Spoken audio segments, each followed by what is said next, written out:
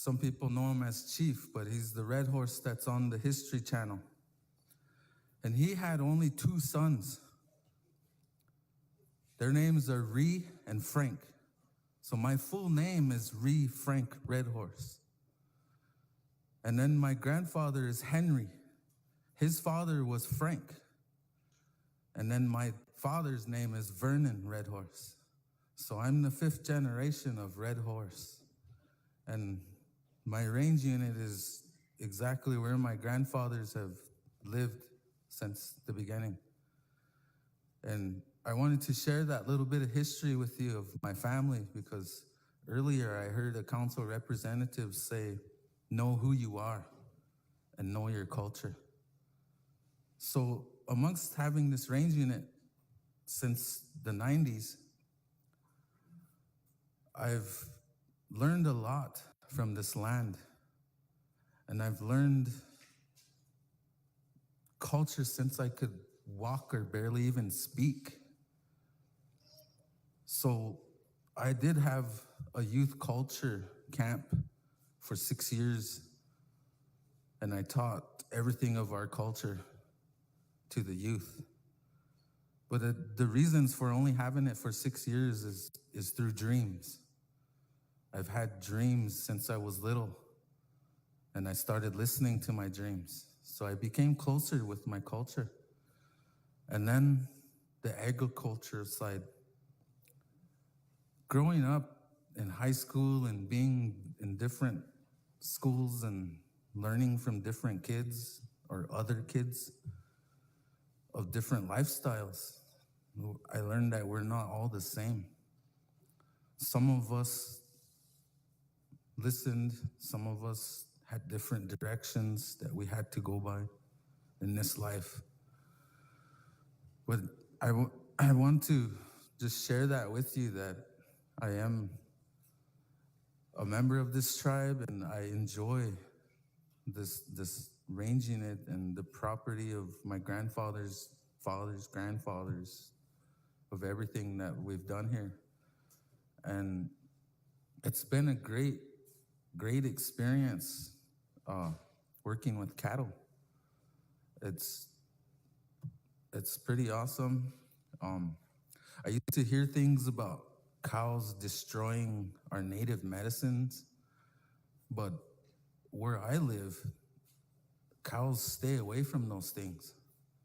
Cows respect the land too. I'm just learning a lot more from to deal with agriculture. I learned a lot. I mean, it's a serious business, and I enjoy this lifestyle that I've created so far for myself and the rest of my family. And it's been an uplifting experience for me. And I apologize for being late on my count. I'm a very busy person because I also do welding and carpentry amongst ranching. And since the 90s to now, I've always tried to be interested in working with the FSA and any type of agricultural entities or implements. And I've always gotten denied. And at one time, I almost lost the management of this range unit because of not having enough cows at one time. And then council gave me one more chance. And so I told myself, well, if FSA and all these agricultural things cannot help me, then all I have is Tunkashila and the means of work with my hands. So now I have my 50% and my cattle from the work of my own hands. There's no FSA that helped me do this or live this agricultural way. And so far, it's been great. It helps me feel stronger that I don't have to rely on something that doesn't want to help me. So I've tried hard to help myself, and I've come this far, but today I'm so sorry that I'm late with my count. So I apologize again.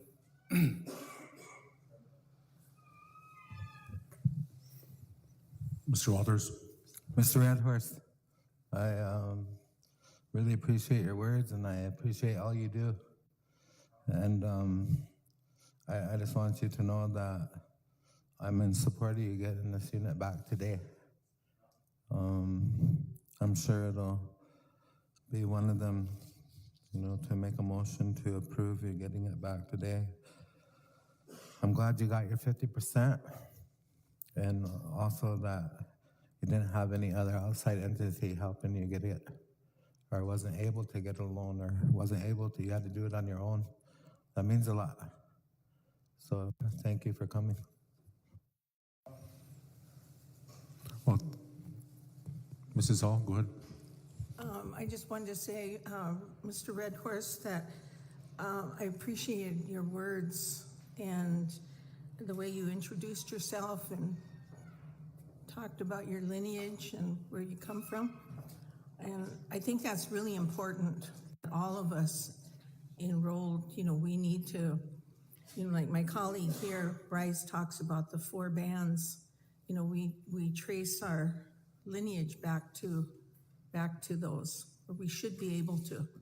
If somebody asks us, where you come from, and like you said, Red Horse and the generations that you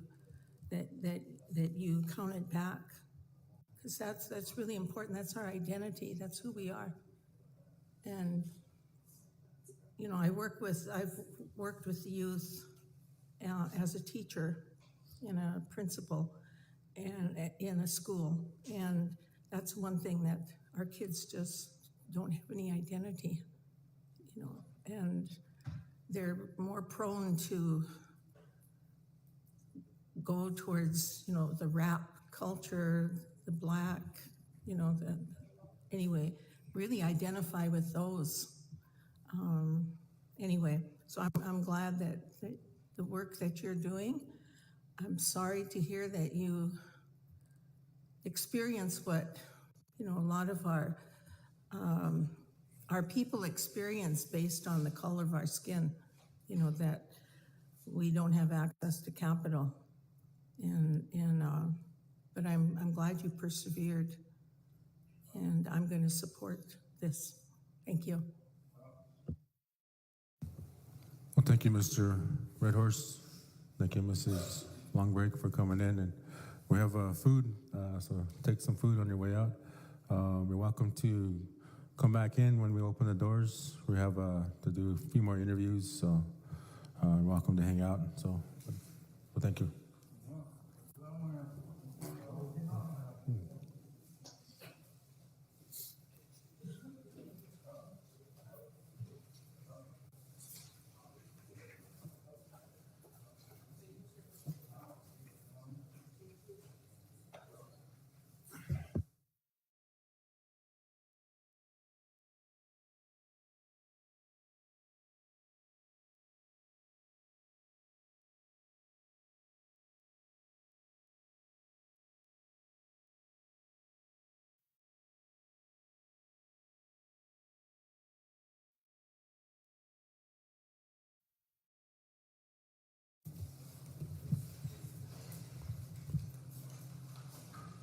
Council, next we have Michael, Rita, Dwayne, Lafferty, Kathy Martin.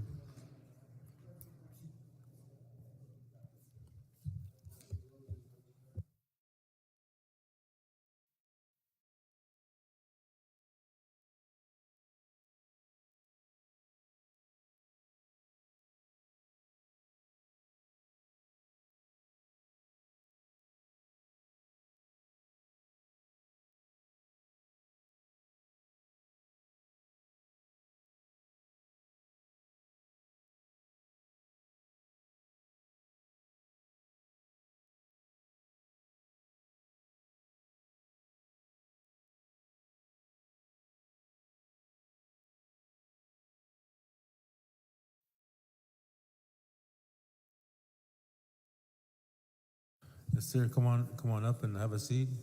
You can state your name for the record, and then, but first we'll ask the land director to go over the range unit status and go over any issues that had arose.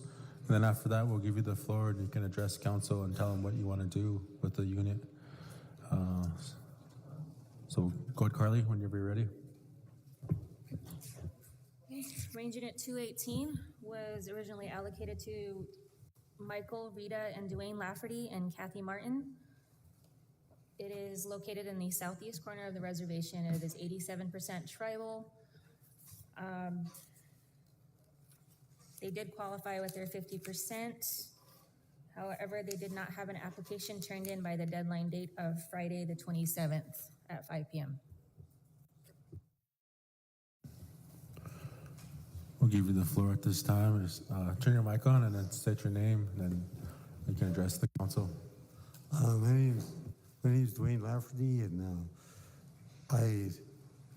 it's my fault that it was turned in because I didn't get up here in time.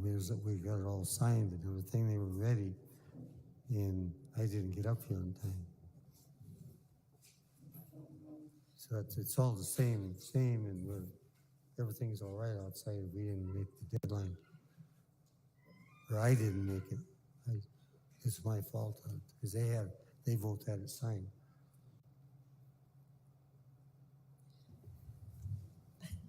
I'll add to that too. Yeah, we had everything signed and turned in. Then I had to leave for Rapid and left the papers with Dwayne, and he was trying to get them signed. He couldn't get a hold of Rita or Mike. Mike was on an ambulance run. He drives that. You call it a hospital car? The hospital car, yeah. I guess not ambulance, hospital car. Anyway, so yeah, and then he has to go to. he was in Bismarck. Okay. But the weather turned bad on Thursday, and then Friday, Fuzzy was busy getting feed for his horses and getting them out, and it got too late. It didn't get turned in.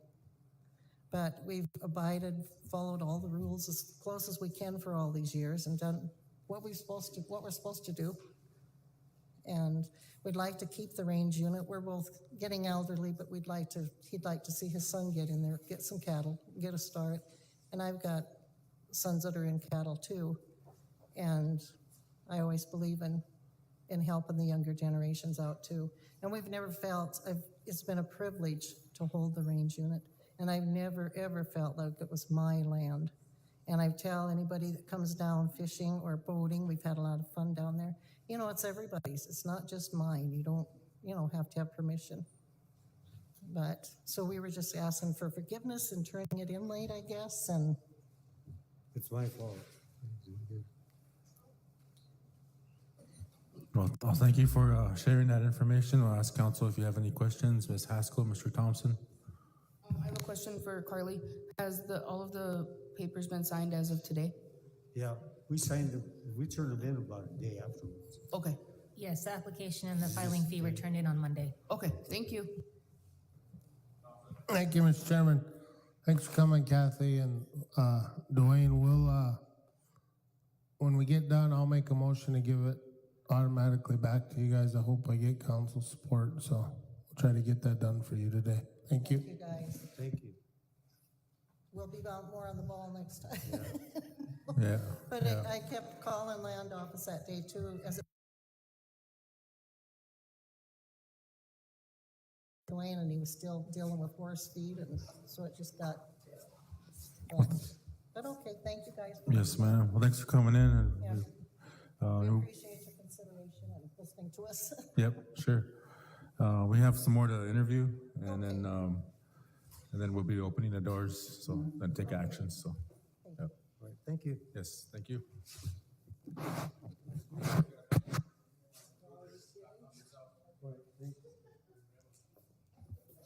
Council, next we have Jeff Senior and Jana Hunt, Anita Washburn Estate.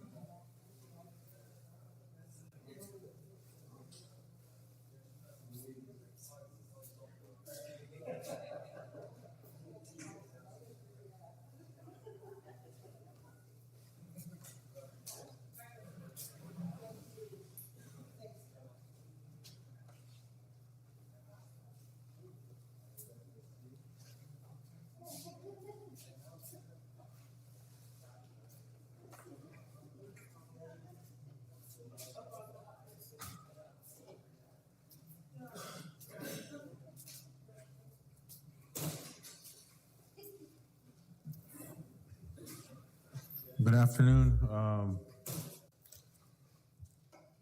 We'll give Carly the floor to she'll go over the range unit and the status, and then we'll give you all the floor, Ray and Crystal. Crystal. Right on. Glad you made it in. Carly, go ahead. Okay, we have range unit 233, which was originally allocated to Jeff Senior and Anita Washburn. And I don't recall if Jana Hunt was on there at that time, but she was. Yes, Jana Hunt as well. Let me get back into my stuff here. Range unit 233 is located in the southwest corner of the reservation. It is 87% tribal. The application has been turned in by Jeff Hunt or Jana Hunt and Anita Washburn. Estate was signed. There is a motion on the floor from Land Committee, the September 19th, September 20th meeting. I just have it in front of me. To refer range unit 233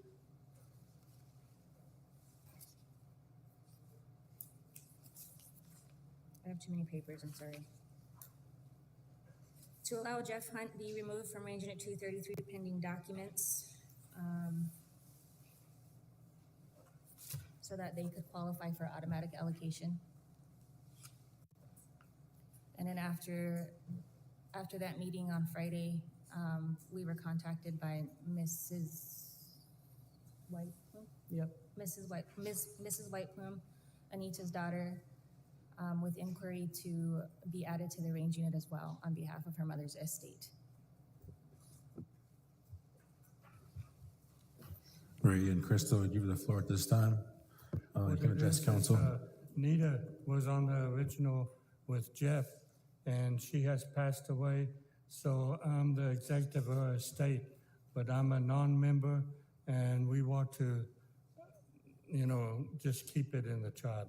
And that's why I want to put have Crystal be executive of anything for Anita. And I don't know how that works with her being deceased, or she can Take become over, on the unit. Because like we wanted to pass it on down to our kids, but keeping it in the tribe, because she does live on the unit. She's there. I So- have my 5-acre home site is located there, and I plan on being there permanently, so. So I just want to make sure that it's turned over to her, the dealings with that unit for Anita. So, Council, you have any questions? Mr. Walters? I do not. First of all, thank you for coming in, and I know the place. And how did they go about getting her name on place of Anita's? So when there is a passing of a permittee in the ordinance 71, if there is interest from the decedents of the estate and they meet the eligibility requirements, they can apply to be added. There has been some discussion in the past on whether they should be automatically added on behalf of this estate, or if everybody that is currently on the unit needs to be in agreement to it.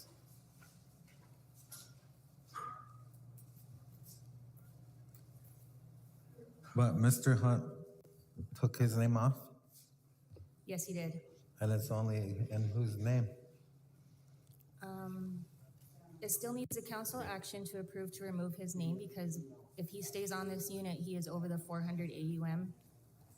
So they have submitted to remove his name. There is an application that has been submitted for automatic reallocation with just Jana's signature on there.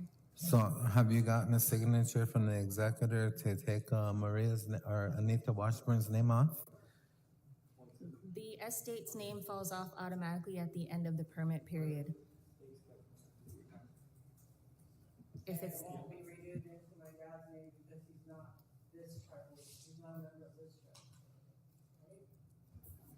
Yes. Could it be renewed into the daughter's name? That would be a choice for council. Okay. So at this time, though, it says Jeff Senior is still on there till we do council action with the committee minutes. Maybe we should have did them things before we did these. And then, you know, I myself, I'm in support of Crystal getting on that unit. And Me too. it's at their home place. That's where they're at.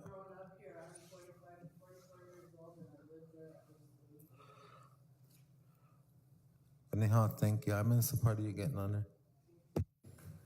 Mr. Thompson? Thank you, Mr. Chairman. I think at the time when, after we hear everyone, this motion needs to be read like motion to remove Jeff Senior from Range Unit 233 and add Crystal pending an application and considered for her and Jana Hunt for automatic allocation. And that's what we'll do, and I support that. Thank you. Any more comments, council? Crystal, do you guys have your Sundance grounds down there on that land? Okay, thank you. So, 3 separate Sundances, yeah. Oh, sorry. Ms. Weibel? Mr. Chairman, I'm looking at the ordinance, and she fits into section 14(1)B. Do you know what I mean? Automatically adding her to the grazing permit.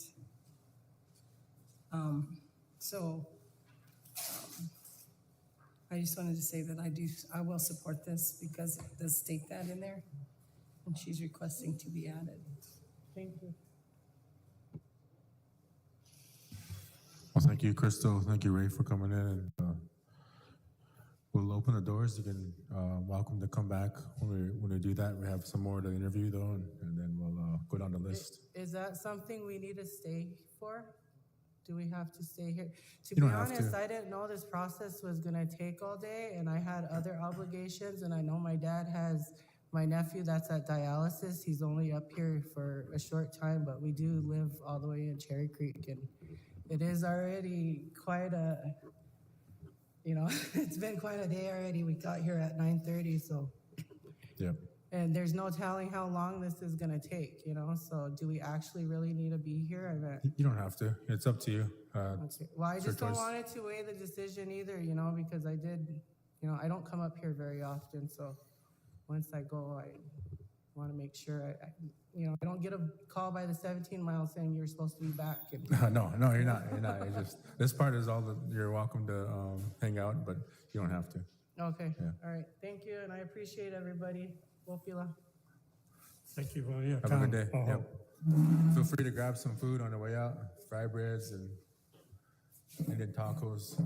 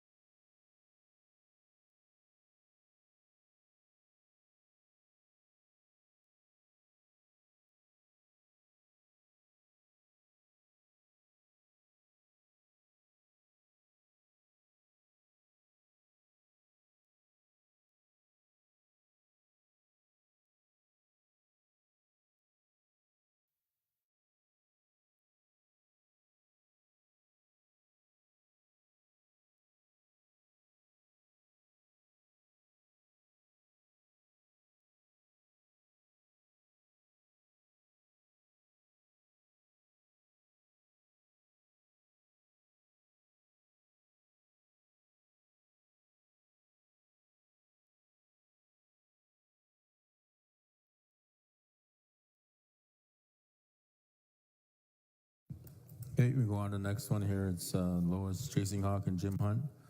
I don't think they're here. Oh, I'm missing one. Yeah, so I skipped Todd Duchenal Estate. Do we have Dylan? Jaden?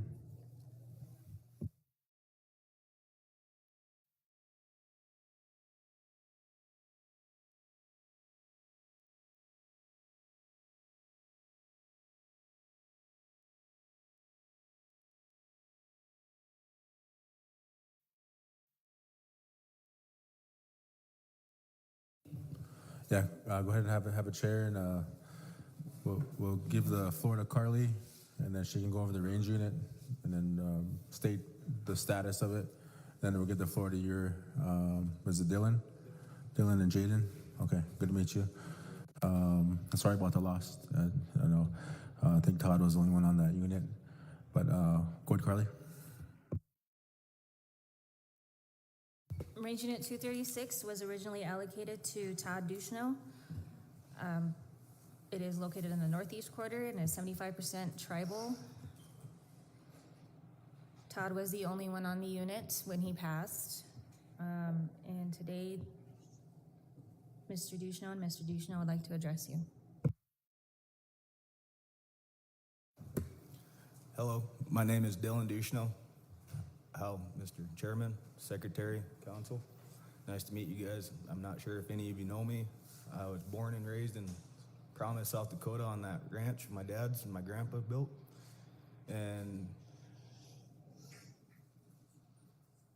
over a year ago now, I couldn't make it work with my dad, so I had to have a full dispersion with my cattle and turned it over to my dad, just let him do it. And I didn't think he'd pass this soon. And I was working on moving to Oregon when it all happened. And then my dad passed, and I still got all my clothes in Oregon. I got a car in Oregon, and I need to go back. I still haven't went back because I want to get this stuff straightened out before I go back and get the rest of my stuff.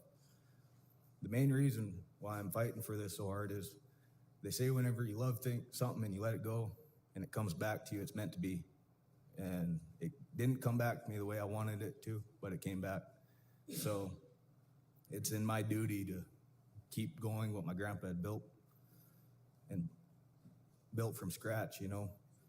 And a big reason that I have in trading 127 for 236 is I own 25% of the land, or my family does, within 236.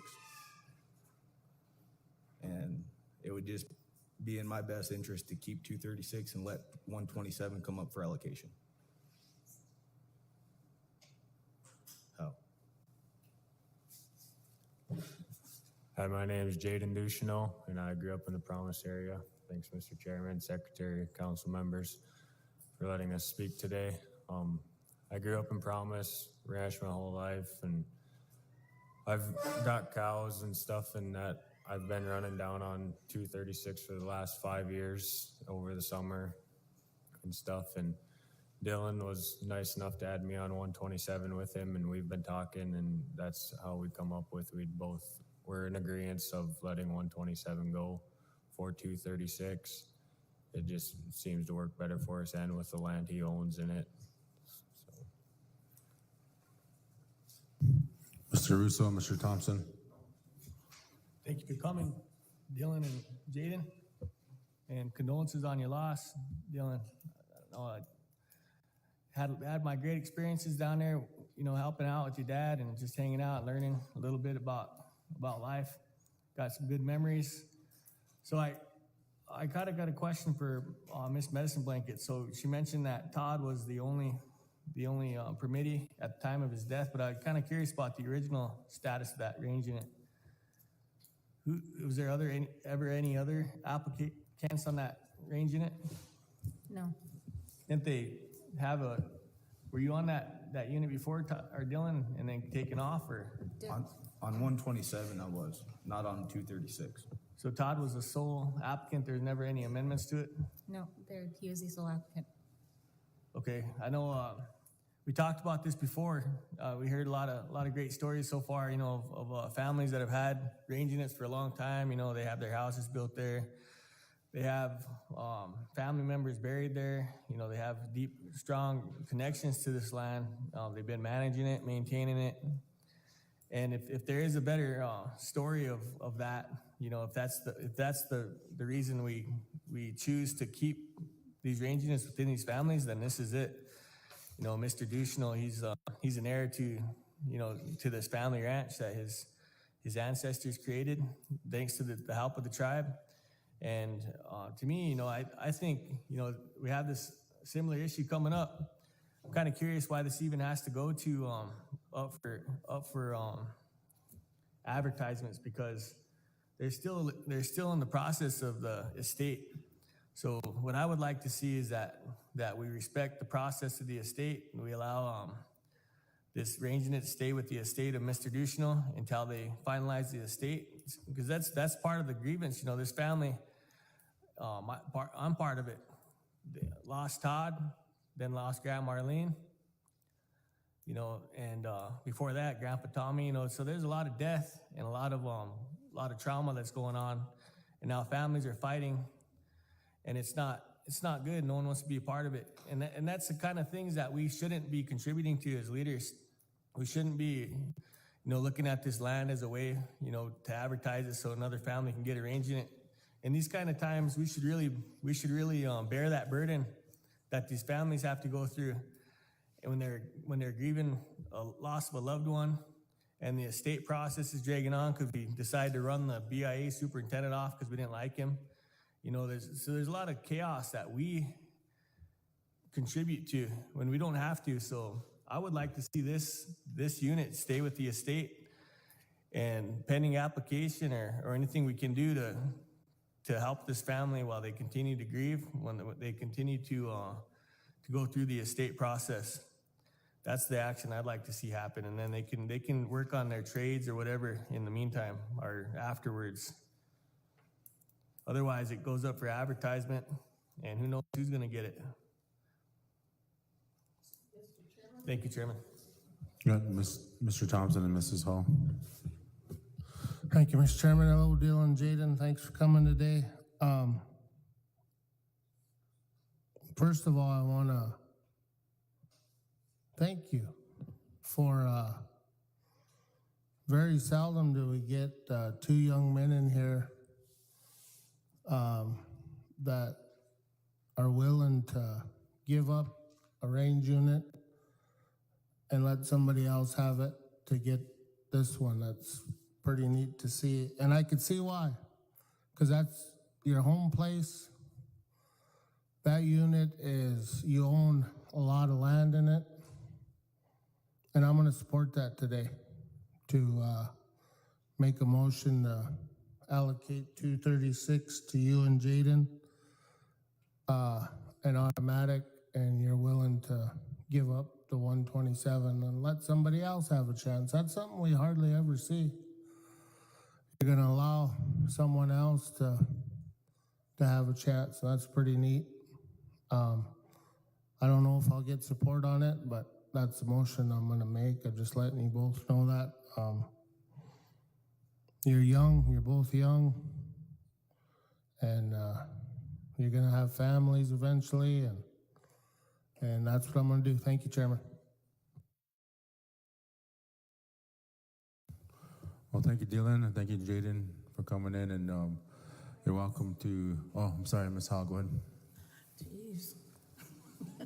You're young, too.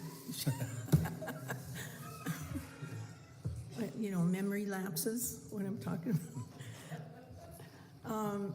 Yeah, thank you for coming in. And the question I had was, according to our rules, you know, that when there's a death of a permittee, then number A, it says the spouse of the decedent shall automatically be added to the grazing permit, providing the decedent spouse is a member. And so is there a spouse in here? My mother was divorced of my dad since I'd say 2014. Okay. 2013 they divorced, but they have two. I have two younger brothers, a brother and a sister that she still has full care over and stuff. But my dad was a very difficult person there towards the end, and they just couldn't make it work anymore. Okay. All right, thank you. Thank you. Well, thanks, guys. Or Ms. Haskell? Have we ever traded before, Carly? Can we do this?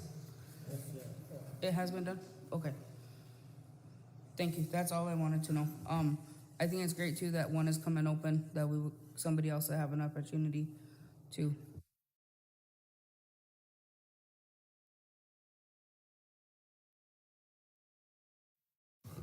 Okay, thank you for coming in, Dylan and Jaden. You're welcome to hang out, but we have other applicants to interview, and then we're gonna open the doors, and then at the end, though, and then take all the actions.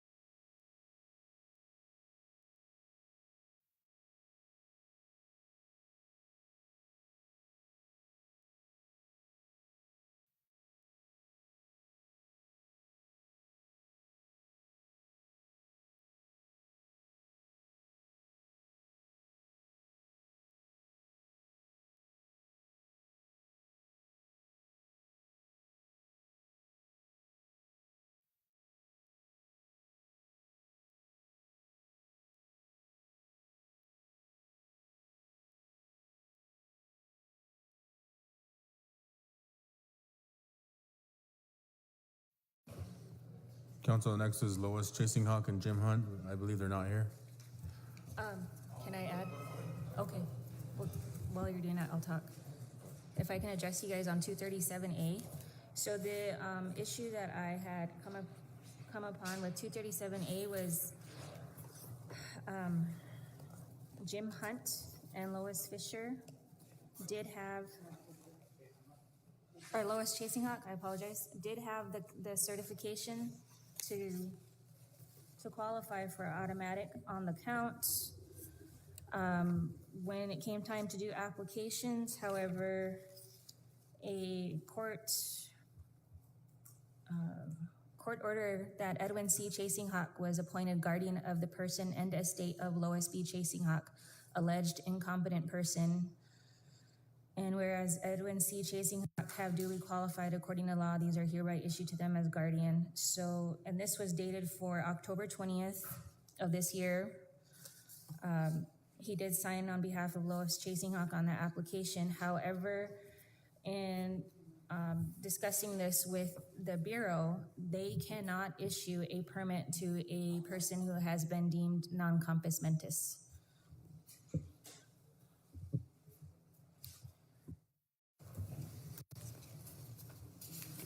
Okay, well, good. So number, I don't have the page numbers on the grazing, this ordinance 71, but, okay, so number 15.1, determination of non-compos mentis of a permittee. In the event that the court finds a permittee to be non-compos mentis, the permit shall be modified in the name of the legal guardian, or power of attorney shall be added to the permit. Legal documentation shall be submitted to the Tribal Land and Natural Resource Office and or BIA. So what's the problem?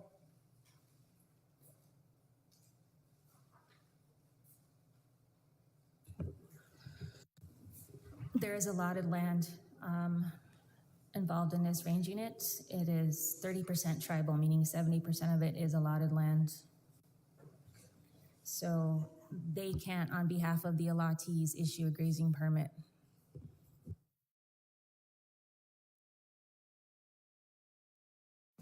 Mr. Chairman, how many acres are in this unit?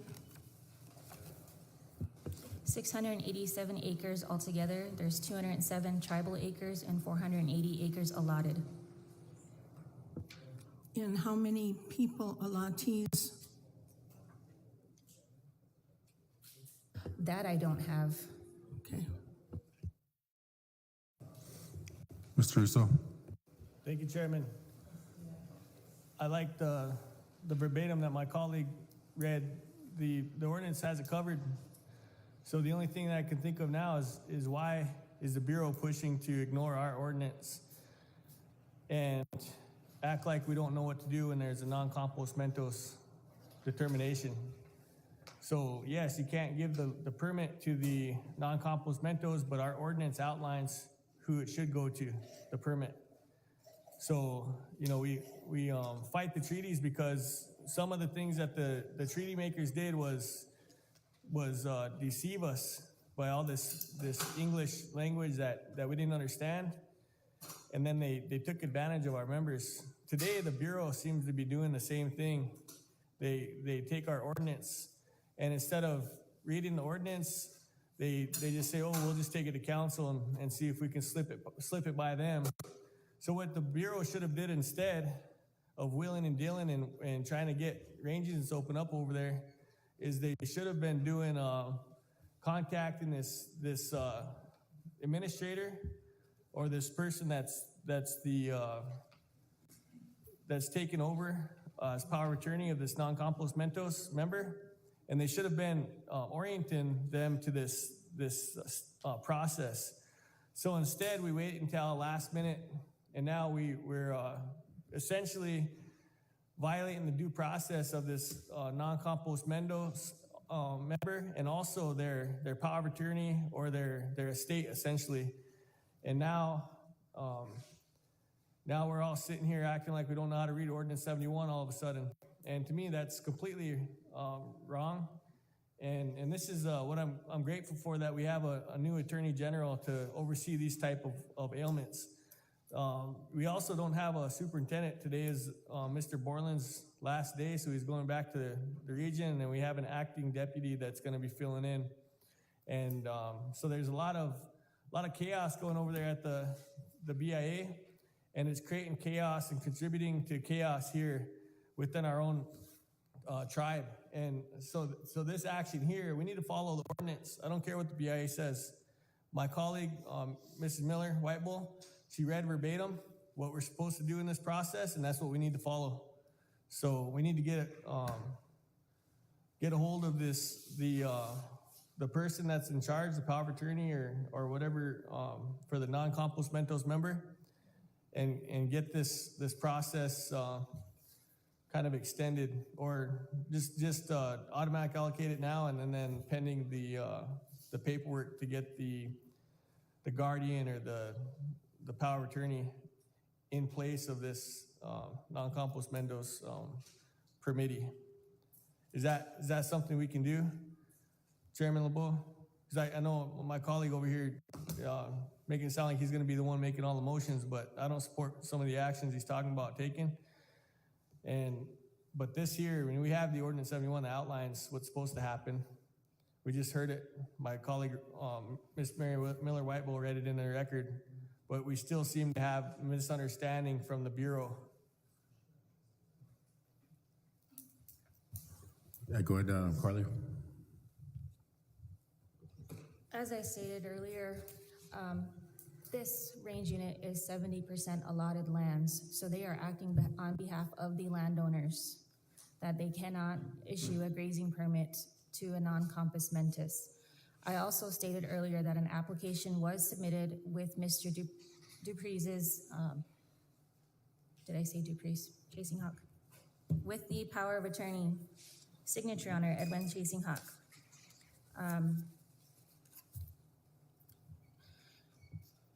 It is now in the hands of our council if you want to decide to table this, because the order was just issued October 20th.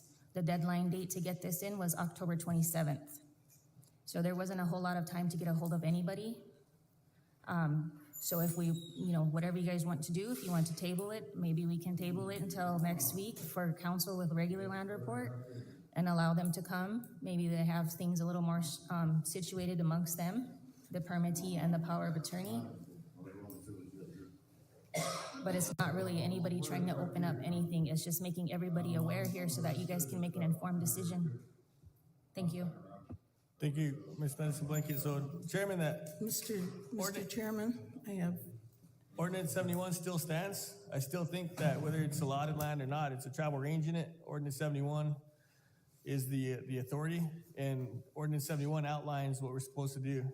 So if Mr. Chasen Hawk, the power of attorney or the guardianship of the non-compos permittee has submitted an application, then this shouldn't even be on the list as a non-automatic allocation. Thank you, Chairman.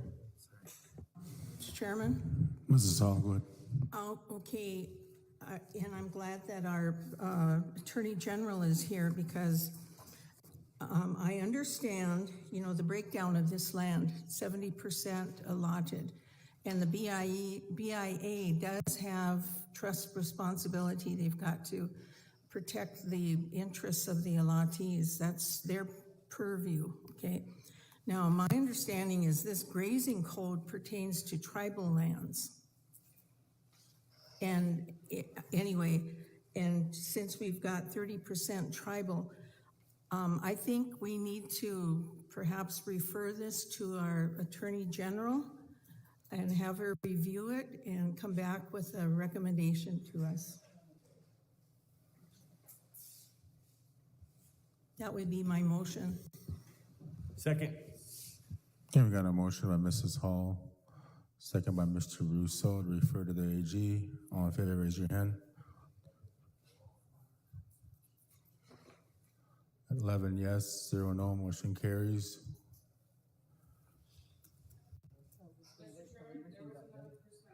I know, sorry about that. Yeah, we'll take that up, that referral when the doors open. So we'll just redo that action, Mrs. Hall. We'll go on to next one. We'll disregard that one. Next one is 267A, Jeff Bowker, Marlene Bowker Estate.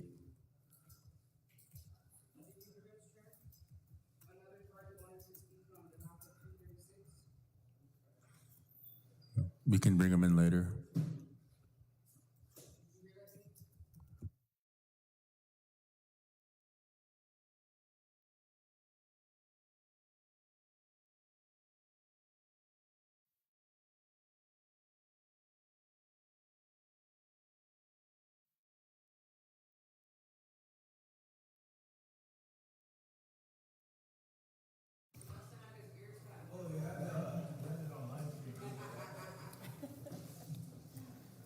Jeff, come on up. Come up, have a seat, and turn the mic on, and we'll have Carly go over the range unit status, and then we'll give you the floor, and then you can address council and tell them what you want to do. Yep. Go, Carly. Range Unit 267A was originally permitted to Jeff Bowker and Marlene Bowker Estate. It is located in the southeast corner. It is 100% tribal. Mr. Bowker's count was done after the deadline date, and he does not have the 50% at this time to meet the criteria. Jeff, go ahead. Thank you, Mr. Chairman. I just want to say thank you all. At the time when they came down to count me out the first time, I don't have the exact paperwork, the date with me. I did have my 50%.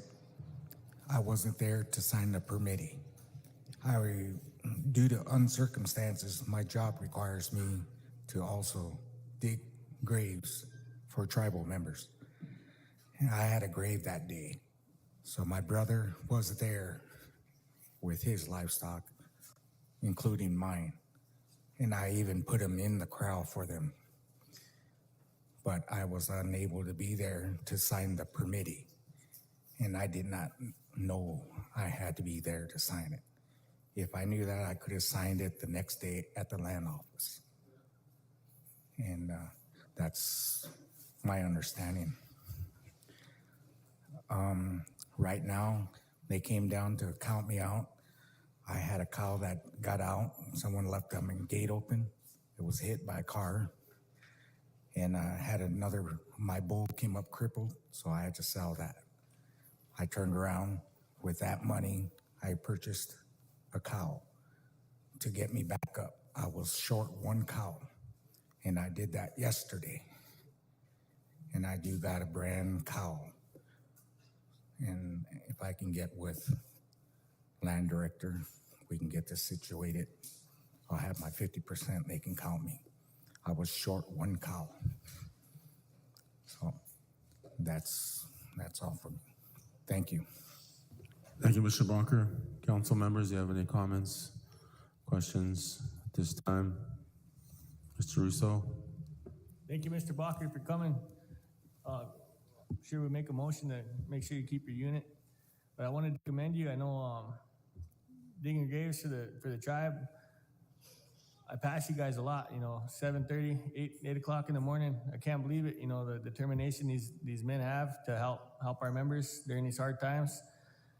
So I just, I don't know if anyone else has noticed all their hard work, but I'd like to make sure that we don't forget about them, and maybe we can name a day after them or something for all their efforts in helping our members through these hard times.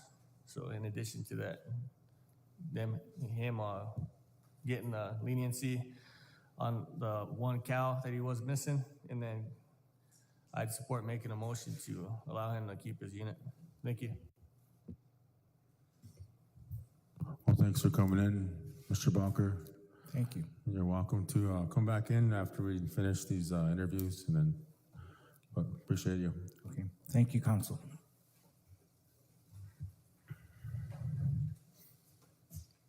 Yeah, there's food there if you want to grab an Indian taco.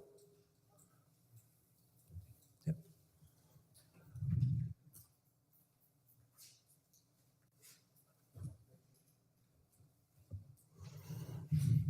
Okay, next is Geraldine Chasing Hawk, Tiffany Sampson, Terrell Chasing Hawk, and Elvira White Wolf Estate.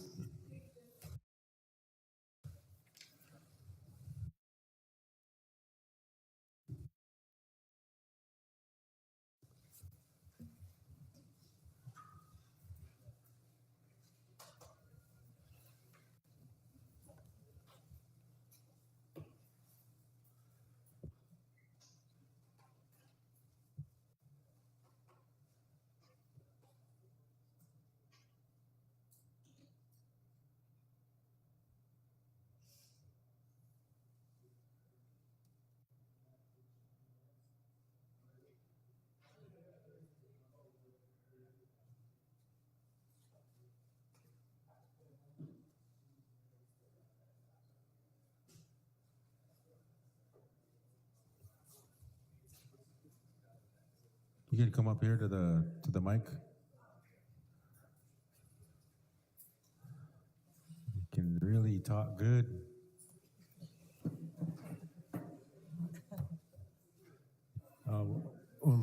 We'll give Carly the floor, and then she can go over the status of the range unit, and then we'll give the floor to you, Geraldine, and then whoever else wants to talk, they can ask at that time. Yep. Okay, Carly, go ahead.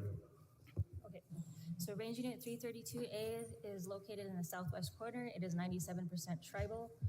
332A did do their count. They certified with more than half of their count. The issue here is that Geraldine and Tiffany are non-residents. We did try to work with them as far as education. Unfortunately, it did not work for this semester. But Geraldine is here to address you guys and to explain their situation.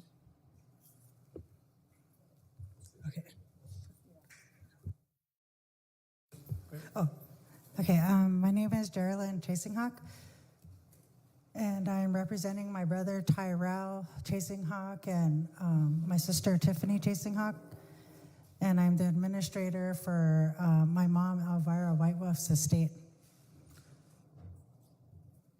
I just want to say thank you for letting me speak today.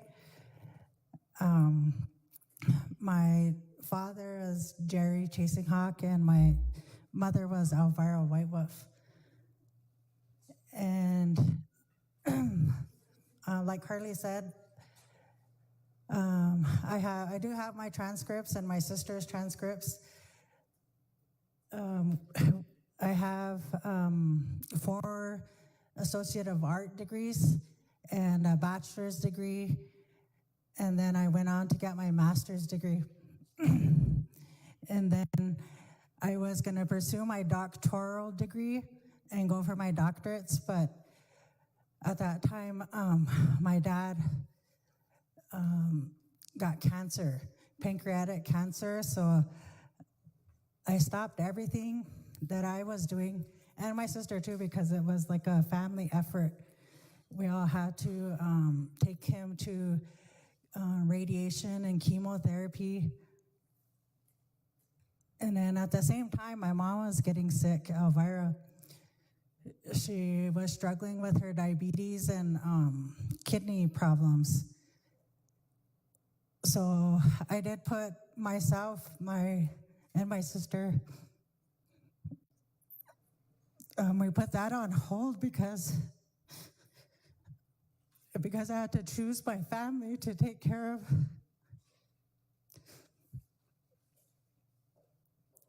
And I will put them before myself.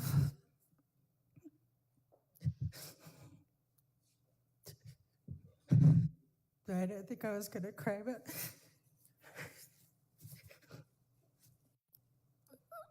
but my sister, she does got an AA degree too. She got an Associate of Arts degree, and she enrolled, and I was going to enroll too, just to meet the requirements of the land. And I enrolled at Oglala Lakota College for another bachelor's in Lakota Studies, but it's not what I want to do. I am going to go back for my doctoral degree, and I will get that. But it's just that, it's just, after they passed away, then I had to take care of the next one because her health was failing, and then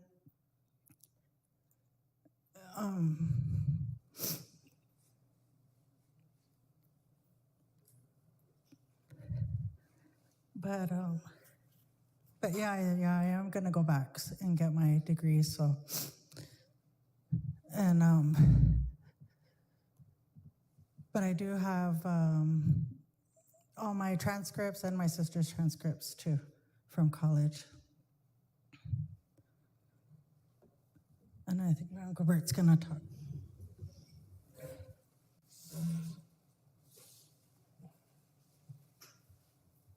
Good afternoon, Council. Wire left this girl, Jerlyn, and them guys, so they needed help, so I went and helped them. But all these years, these girls would go to school. All these years, they got the transcripts right here. How many years does it take to be a business manager or doctors, master degrees, And they said they needed the current one. But my mom passed away. In Lakota ways, we put that everything on the side for 1 year. In Lakota ways, that's the traditional way you do it. And then after they get done with 1 year, and then just let them go. And you go on with your stuff. That's what I told Jerlyn, that you gotta start saving stuff for giveaways and stuff, and traditional way that I grew up a traditional way, and I learned a lot from my grandpa. He was 96 years old and 66. I still take care of him, he didn't get the elderly checks for, nowadays they get. Back then, you make a loan. That's how he lost some land, 4/4 of land. You know, they took it away from him. But the tribe did that, and I still got the papers for that too. But anyway, these girls,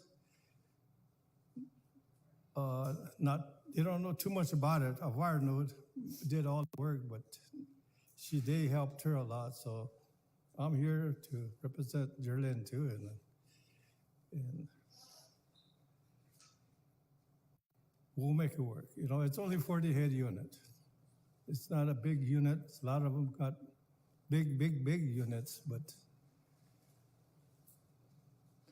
yeah, that's whatever Jerlyn said she has, and she's going to school, and then she's going to start in again, you know, and that's what, and there's a resolution that you guys passed,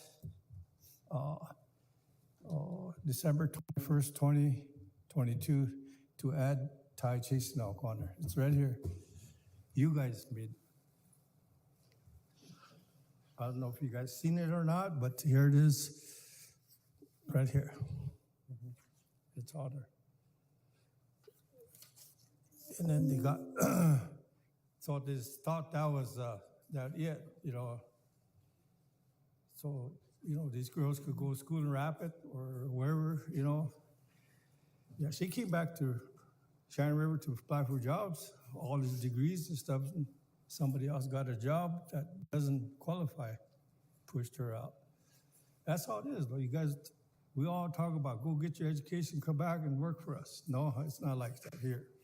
You know, I'll scratch yours, you scratch mine. That's how it is nowadays. That's all I have, you know, but it's their resolutions right here. You know, I like to say something because my cousin here, she works hard out there, and she comes home on weekends and she works hard out in the country. She's out there fencing, chasing horses and stuff, you know. She moves them pasture to pasture. Her and her brother, you know. Her brother's really shy. You know, he doesn't go out very much and he stays home. So, you know, it's brought the family together, the land and the horses. And, you know, it's pretty tough because your mom grew up with horses and stuff, you know. The horses are sacred to us. And she's always had horses. You know, it's tough to lose two parents, you know. And she didn't grow up this way. She went and got her education to try to come back and work, but it's tough to come back here and get jobs. As a family, we all come together to help her and help each other, but you know, it's tough. So that's why. Mr. Thompson, and go ahead. Thank you, Mr. Chairman. Thanks for coming in, guys. Really appreciate it. First of all, thank you for going and getting educated. That's pretty neat to see. So are you wanting to keep your brother on, and is that what we're wanting yet? Yeah. Okay, so we're wanting to take you and your sister off, but leave your brother on and get it automatically back, right? Yeah. Okay, that's all I need to do, Chairman. I'll make that motion when we do that, and if I get the support of my colleagues, we'll try to get that done for you today. Mr. Russo. Thank you, Chairman. Thank you for coming and expressing your concerns with the council. I do think it's education is important, and we need to recognize these hardships that families are facing. And I say this over and over again. And that's really, Chairman, if you look at the composition of our council, you know, the real strong concern for human, you know, for their grievance process and respect of our culture and values as a tribe, you know, that's really not coming from the range unit guys, because they're too self-indulged in this process. You know, instead of worrying about the well-being of our members, we're worried about more, you know. It's going to be an open range unit, you know. I remember a week after one of my relatives died, we just talked about their unit, and it wasn't hardly a week later, and I was already getting phone calls about that unit, you know, from another council rep that's got a range unit. And it just blows my mind how that's, you know, we don't even look out for the well-being of our members as they grieve, but we want to know who, you know, how we're gonna do this, you know, what are we gonna do, how are we gonna get this unit, who's gonna be the next, or when they're gonna advertise it, and that's what I don't agree with, you know, this process here. I think that, you know, that they are college students, that they're off their res, and they submit them transcripts and they show a break in service, that they were going to school for a period of time, but we're talking a 5-year allocation period. You know, she was a student for 4 of them years, and then 3 people in her family died or more, and now she's taking a semester off. Oh, now you're exempt from the student. That, to me, that doesn't even sound right. And I hope it doesn't sound right to my colleagues that, you know, that one semester where they decide, or, you know, had so much stuff going on, they couldn't go to school that one semester. And that's what we're gonna take away their entire livelihood. But we hear all these stories about what it takes to keep your unit, build a house there, bury your loved ones there, been there for a long time, you know, taking care of it. Well, this family's another family that fits all those requirements. So why are we even making them do this? To me, we need to support. I just seen Tyrell the other night. He's been living there. And then just keep it how it is. I see other, I want to end on this because it's something that's kind of concerning to me. And I'm guessing the reason why it is because people have died, have had a chance to come in and seen the committee and the committee actions come to council, and that's how they're still on here. But there's a whole bunch of units on here that say EST in the permittee list, and that means that those people died, but they're not yellow. So to me, you know, why are we picking on the ones that just recently died? But the ones that died and had time to get all this paperwork done, they're okay to me. And then, but the ones that didn't get this paperwork done are, you know, they're on the hot seat, which is like hitting them while they're down or kicking them while they're down. I think there's a federal law called shod feet. If you kick someone when they're down, that's a felony, right? So, you know, we're kicking our members while they're down, basically, you know. We're supposed to be tribal leaders, not, you know, taking advantage of people while they're in their weak state. So I support this automatic allocation to the entire permittee list. Just like all these other ones, they say a state, they're not even up for consideration. And that's why they probably had a chance to go through committee action. But I do want to hear that though, Mr. Chairman LeBeau. Why is that? Why is there a bunch on here that say EST on them, but they're not highlighted in yellow? Thank you, Chairman. I need that answer before I leave the floor. Carly, go ahead. For those range units that have estate on there and they are not in the yellow is because there are other original permittees. So there was multiple parties that were allocated that during the last range unit period. So when that person, one person passed away, there were still other eligible original permittees, and they met the criteria, so they are not in the yellow. But those estates are going to come off at the end of this permit period. So whenever we do the council action to reallocate, the estate will come off. It won't go with. In this case, Geraldine and Tiffany were original with their mother. Unfortunately, our ordinance requires that you have to have residency within the reservation boundaries, and the only caveat to that is, well, there's 4 caveats, but one of them being education, must be enrolled full-time in a college or vocational institute. As I stated earlier, unfortunately, that wasn't the circumstances this semester for these 2 ladies. Tyrell is on there, but he was added after the permit period. But they are in agreement to remove their name, as they had just stated, if Tyrell can carry forward. Any other comments for Geraldine? Thank you, Geraldine, for coming in, and welcome to hang out. We're gonna go through the rest of these lists, and then we'll open a door, then we'll go and take all the actions necessary. Thank you.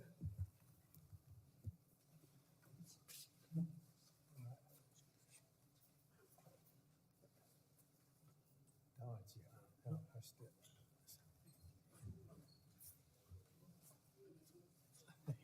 How you doing? Good to see you. Good. Yeah. Finally, when you get down.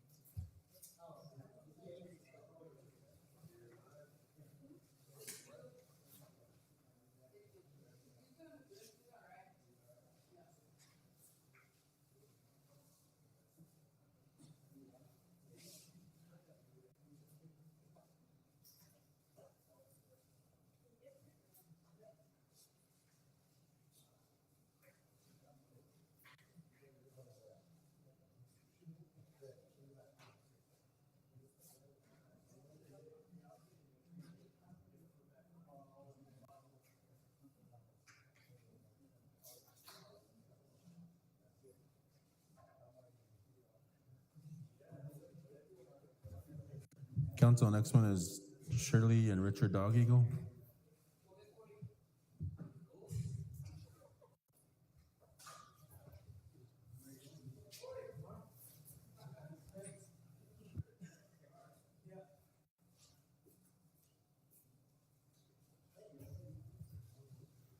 Council, let's stick to a question for our guests.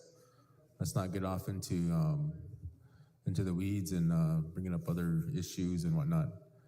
No campaign speeches, grandstanding.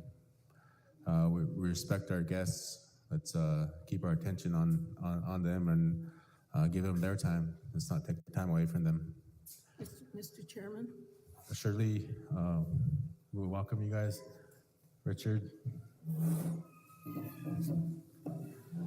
And Carly is going to go over the range unit and the issues that brought us here today, and then we'll give you the floor. You can address council and let them know what you want to do with the range unit. So, Carly, go ahead. Okay, range unit 344A was originally permitted to Shirley and Richard Dog Eagle. It is located in the southeast quarter of the range units. There is 70% tribal. The only issue here is that they did the count right after the deadline date. Shirley had contacted me like the Monday after, and she got counted out right away. They are, other than that, they are in the, they do make the 50% requirement. Shirley. Okay, thank you, Carly. That's the only thing, we didn't know what was going on, and then I did call Carly at land office because I talked to BIA in here. They said we have to go through Carly. So I called her and told her we're ready, and they came down, and they did the count, and that was the only thing that we did, because we never had any other strikes against us or anything, and I was just worried.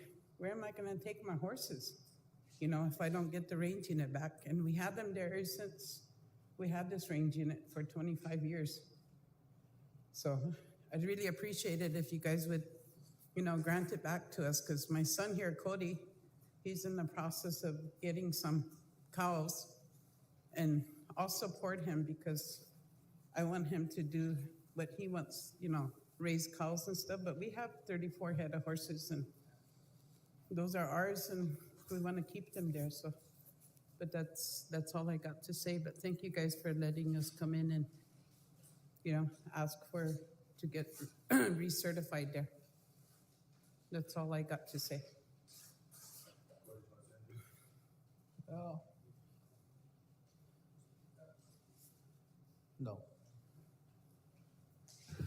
Council, I think Ms. Hall, you wanted the floor, Mr. Russo. Yeah, Mr. Chairman, all I wanted to say was, but Mr. Chairman, we like to go down those rabbit holes. Mr. Russo, go ahead. Thank you, Chairman. Ms. Dog Eagle, Cody, I really appreciate you guys coming to council and bringing this concern. Chairman, as you guys are walking in, Chairman said no campaign speeches and all that stuff, and he said don't take away their time. So I just wanted to lip off and say, yeah, we don't want to take away time from you, we just want to take your range unit away, right? and that's not funny. Yeah. You know, so Chairman, what I'm asking, because I already see it. I see it with our members that want horses. They're on the hit list. You know, there's other members on this paper that they didn't even have to get highlighted in yellow, but we got a handful of them that do, and it makes me wonder why. You know, why are these ones excluded versus these ones when, you know, there's a lot of similarities between the ones that are being reallocated are automatically allocated. So what I would like to see, Chairman, is that when we do these allocations, that we do them in groups. That way members like Miss Dog Eagle and her family don't get left out, because I have a strong feeling that that's what's going to happen. We're going to do these one at a time, and then we're going to headhunt the ones that we don't want to give back to. And it's going to be the members that are trying to do this for cultural purposes, the members that are trying to raise horses, and the ones that typically lose their range units here. You know, as these other groups continue to grow and have more range units. So I would like to, is that something we could do, Chairman? Look at these, instead of doing it one at a time, do like just to safeguard these minority members that are gonna get left out potentially. I'd like to see us approve all of them at the same time. That way no one's left out. Because I really have a strong feeling that, you know, this family here and a few others that are doing this for outside the agriculture, can't get the forebands or the Akipaton loans, because those groups are working against and trying to get range units too, you know. So it's really happening, and this is it. You know, we really have to have their back, and the way we can have your back is if we do this in groups. That way we're not able to headhunt and exclude members from this process. So I don't know what my colleagues think, but I know we got a new council. There's only 4 range unit council reps on this council, so there's a chance for a lot of good to happen for once. Thank you. Ms. Haskell. Mr. Russo, why would you ever say that? Why would you ever let them come in here and let them think that we're headhunting and that we're here to take units away? Cody, do you ever think that I would ever sit here and take your unit away in front of your face?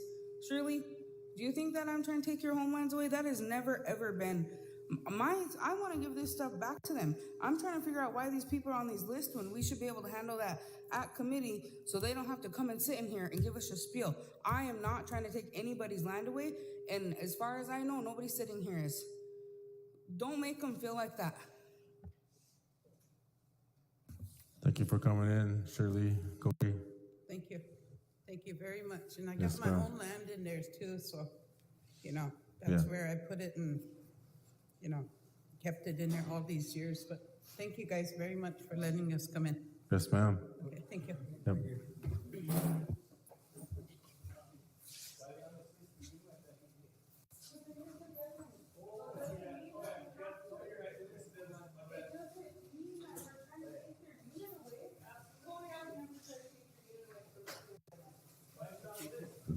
Council, let's take a 5-minute break.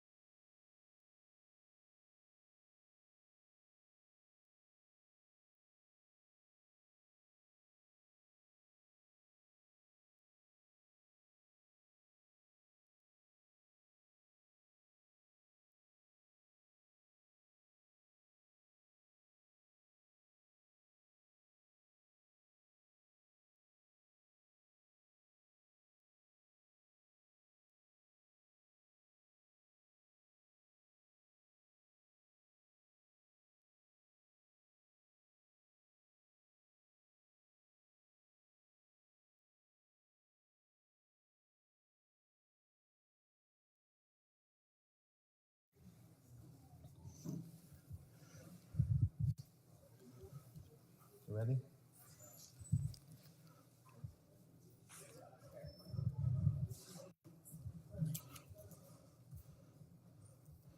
Next on the list is Everett and John Hunt.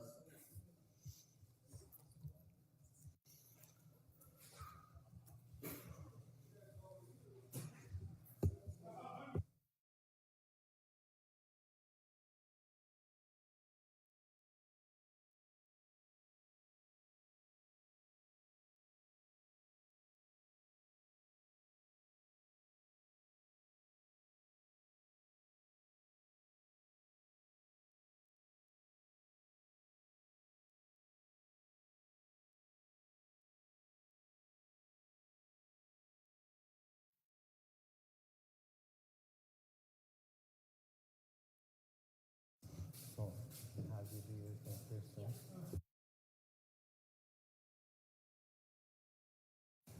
Good afternoon, Mr. Hunt. Mr. Hunt, Carly's going to share, and then we'll give you the floor.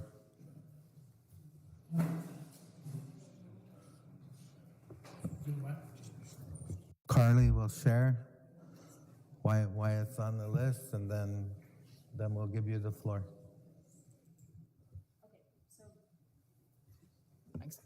Okay, Range Unit 353 was allocated to Everett Hunt and John Hunt. It is located in the southwest quarter, and it is made up of 58% of tribal land. The reason it is on the list today is because they missed the count date. We did get John counted yesterday, so the number's not on here, but he did certify at 121 AU, so he is above his 50%. And I will let them have the floor.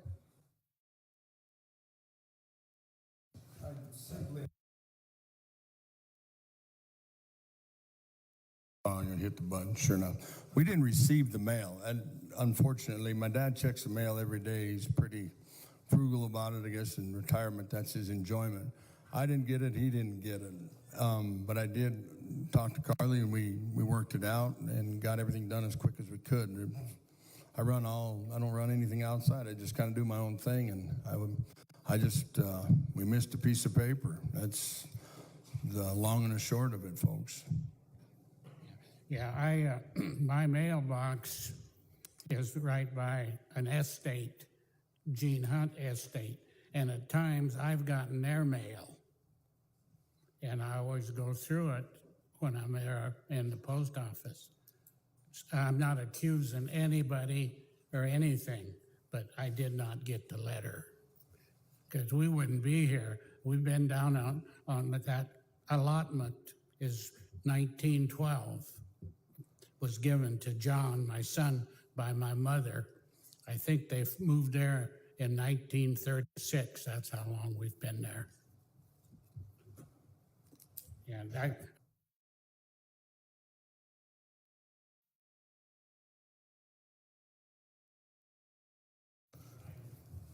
Thank you, Mr. Hunt. Is there any questions? Mr. Kessler? Thank you, Chairman. I would ask council for consideration to add them to the automatic allocation list when we come out and do the rest of them. The Hunts are longtime operators, good operators, accountable. I think there was a mix-up here, and so I would ask for your consideration. Thank you. Thank you, Mr. Kessler. Anybody else? Chairman? Ms. Hall? Mr. Hunt and Mr. Hunt, you know, if you've been longtime operators and have the permit, you know that compliance checks are done. So if there wasn't one, I would recommend that you call the land office, just in case something like this ever happens again, So, and I will support that. But I would just suggest that you have open lines of communication with our land director. Thank you. Thank you, Mrs. Hall. Anybody else? Mr. Russo? Thank you, Mr. Hunt, for coming. You have my support as well. Vice Chair, on another matter though, I am concerned that, I don't see the same concern from every council rep for every applicant. And I'm still concerned that if we don't do a mass motion, that we're gonna pick and choose who we approve and who we don't approve. And I can't support that action because I really do feel like there's been some preparation before this meeting. Some of my colleagues might have talked and went over the list and seen who we want to approve and who we don't want to approve. So I want to make sure that we're being fair and that we're offering the same privilege to every member on this list. And I don't feel like it's going that way so far. So I'm going to continue to share that concern. Thank you, Mr. Russo. Anybody else? If there's nobody else, thank you, Mr. Hunt. Mr. Hunt. Next on the list is Richard Duchesneau Estate, Bobby Pierman, Beth Duchesneau, Western.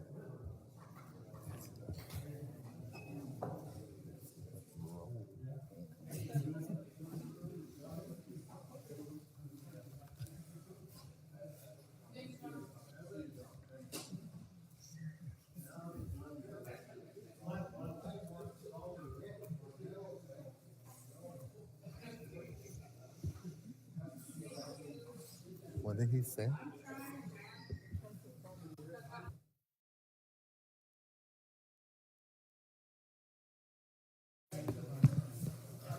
Mr. Vice Chairman Everett said, "What's going on there with my beard?"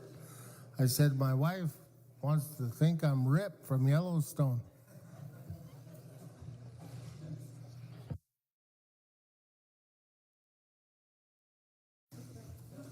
Thank you for coming in, Mrs. Pierman and also Mr. Duchesneau. I'll let Carly share and then you'll have the floor after that. Okay, range unit 376 was originally allocated to Richard Duchesneau. After his passing, Bobby Pierman and Beth Duchesneau were added. Were you guys added, or are you just administrators? Okay. Bobby Pierman and Beth Duchesneau are the administrators, and Western Duchesneau was added after the permit period. 376 is located in the southeast quarter and is 100% tribal. They are here today because there is no original permittee at this time. And you guys can have the floor. Turn it on here. Thank you. Okay. Thank you for allowing us to speak today. My name is Bobby Pierman. My father was Richard Duchesneau. This is my nephew, Western Duchesneau. I guess I would just like to say that this range unit has been in our family before I was born, so probably over 50 years. My dad built it from the ground up. And then my brother Jess Duchesneau was added to the unit, and I guess you guys all know the situation with that. So we've kind of just been trying to make things work. I realized there's been some mistakes made. This is Western's first time, being on his own, trying to, take care of things. He bought the cattle to cover the needed amount of head to be on the unit, and I just ask that you please give us another chance, or him another chance. Thank you. Weston, you want to say anything?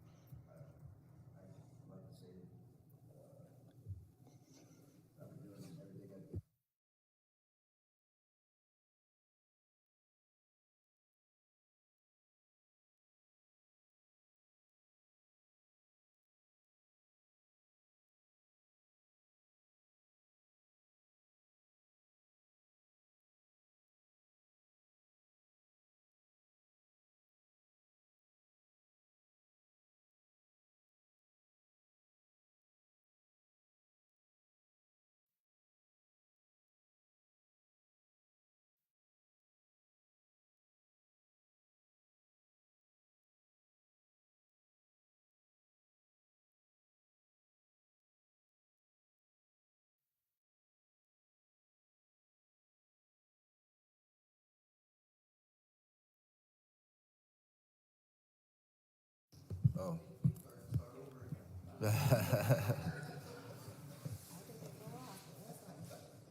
Did you guys get most of that? Thank you. But, you know, I'm here. I strive to do better every day, and I'll continue to do so. Thank you for your time. Thank you, Mr. Dishon. Any questions for Wes or Bobby? Mr. Kessler? No? Mr. Russo? Thank you, Chairman. I know we brought this up earlier. We were talking about the, this list, and there's a lot of similarities on this list. There's a lot of discussion in committee in regards to, no original permittee, but we've made exceptions time and time again. And so this is one of the situations I'm referring to when I talk to my colleagues about wanting to make a single motion to approve all of them, because I don't want us to go through and essentially, if you're on this list, whether my colleagues believe it or not, someone compiled this list and thought that someone needed to be on it so they could be up and their unit would have to be advertised. And there is things that, whether they had compliance issues, we all know the bureau employees, they got range units too, and they're the compliance officers. So there's a lot of issues that, as far as the compliance issues that we see here, the late counts, a lot of this stuff is strategic. Your partner that, didn't work out might have been, someone might have told him, hey, just don't work it out. And then that unit will be up, and then we can take your unit, or that could be your unit, This stuff's pretty shady around here. And I seem to be the only one that thinks that, I feel like. So, but it's not, it's not a big secret. It's really out there. This list is really compiled, and these subjective matters that are purely subjective and very, very biased, they're really real. They're here. So I would support, one issue was that there's no original allottees, and that the family was fighting, and there was, so we have Bobby Pierman, Beth Duchesneau, and Weston Duchesneau. And so that was one of the things, was like, I heard some of my colleagues say the family's fighting, so we can't allocate this to them because they're just fighting. But it looks like you guys are getting along to me. So I would make a motion to support this, you guys keeping the unit. And as long as my colleagues feel the same. But furthermore, I really think, Chairman, Vice Chairman, that we need to, I don't like the way that we're going about this, the one at a time, and then going through and making individual motions one at a time, because it's going to give us the opportunity to really do what I've been saying we're trying to do all along, whether my colleagues agree with me or not, in my personal belief. But that's what this list is for.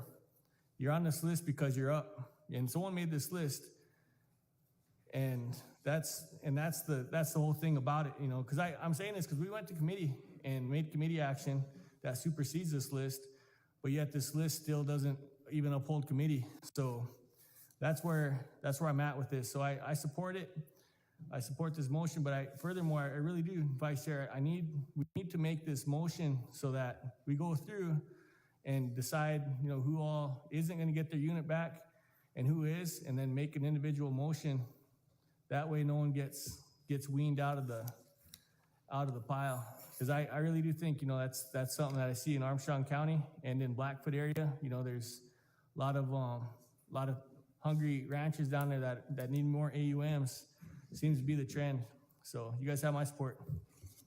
Thank you, Mr. Russo. Mr. Kessler? Thank you, Chairman. Once again, my colleague wants to take the avenue of division over substance. This list was compiled by our land director. That's her job, is to identify whether they were late on getting counted out or there's not an original permittee. These are things that are all in the ordinance. So she's just doing her job. She brings it here, expecting us to act on these in a rational, adult manner instead of this childish division and behavior that's been exhibited here today. Of course, every one of us supports these people. That was said earlier today. So, you know, it gets old listening to the same mantra again and again and again. Of course, we all support our range unit holders. I've known this family since before Bobby was probably born. I remember staying at her house when she was a little girl. So don't try and act like you know anything more than anybody else. And your division gets old, and it isn't productive for this tribe or anybody else. So thank you. Mrs. Hall. Thank you for coming in. And it's good to see you and put a face to a name. So I have a couple of questions, probably for our land director. What is the total acreage? The total acreage is 8,213.59 acres. Okay, and this tribal council passed a resolution. Are you familiar with the CREP program? You're not? Okay, since your range unit is 100% tribal, this council has passed a motion, or by resolution, I believe, to include all of the tribal land in range units. They enrolled it into the CREP program. And so, and that's one of the stipulations that will be, be, I believe, on your permit. I don't know if you're going to be notified by letter or if it's going to be language written into the permit. I don't know that. But we will have the resources, probably not until next year, 24, sometime in 2024. But we will be able to help with help you to rehabilitate the land. And so, when you're doing that, your range management plan, to identify what it is that you would like to do. And this even also will help to protect wildlife. So if you've got, let me see, prairie chickens, for example, you want to establish, habitat for prairie chickens, or, you put that in your plan, and, we can help you with money, okay? And that's really what this is. Or if you want to do rotational grazing, the different things. So we're concerned about, the health of the land. It's time to take care of Unchimaka. So, I'm glad to hear that you agree. So anyway, that's all I wanted to say. Thank you. Thank you, Mrs. Hall. Ms. Haskell. Thank you, Mr. Walters. Wes, I just want you to know that I support young ranchers. And I've told everybody that if Bobby applied over you, guess what? I have to give you a chance. Because people my age deserve a chance. And the way we're going now, we're not getting those chances. Thank you. Thank you, Ms. Haskell. Anybody else? If not, I want to just say thank you for coming in. And decision will be made and the doors will be open. You can come in. Thank you for allowing us to speak. Thank you. Thank you.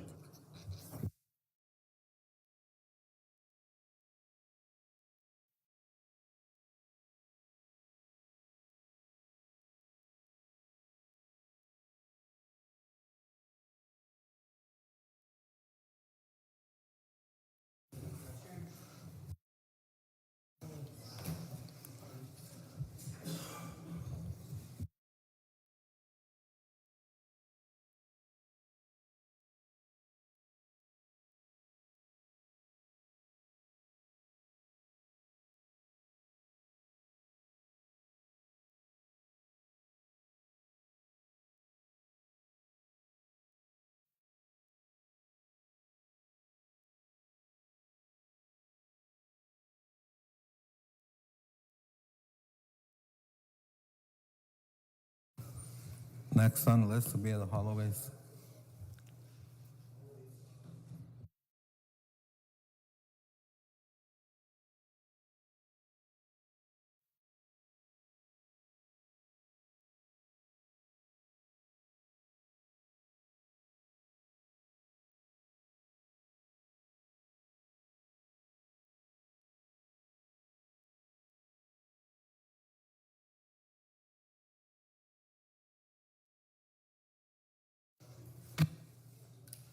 can come up front here to the mic.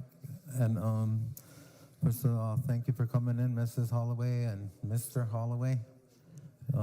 Carly, we will present, and then you can have the floor after she's done.